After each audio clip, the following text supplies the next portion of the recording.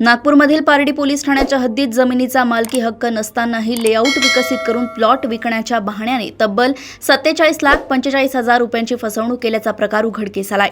अयोध्यानगर येथील रहिवासी जनार्दन धर्मठोक यांच्या तक्रारीवरून पारडी पोलिसांनी आरोपीविरुद्ध फसवणुकीचा गुन्हा दाखल केलाय। पोलिसांनी दिलेल्या माहितीनुसार आरोपीने मौजा, पावनगाव, शंकरपूर आणि कन्हाळगाव भागात जमिनीवर मालकी हक्क नसतानाही बनावट लेआउट दाखवून लोकांना प्लॉटचे आमिष दाखवले।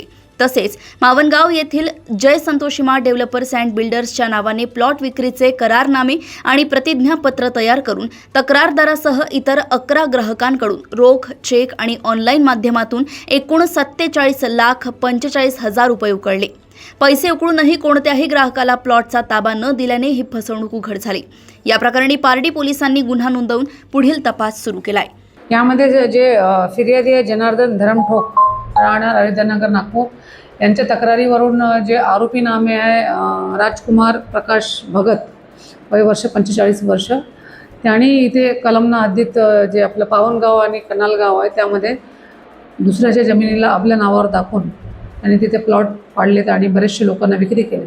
त्या संदर्भात वारंवार या प्लॉट धारकांनी त्याच्याकडे रजिस्ट्रीसाठी मागणी केली, तर त्यांनी रजिस्ट्री केली नाही आणि तो सांगतो की प्रॉपर्टी विवाद आहे, शेतकऱ्यांनी हे केलं।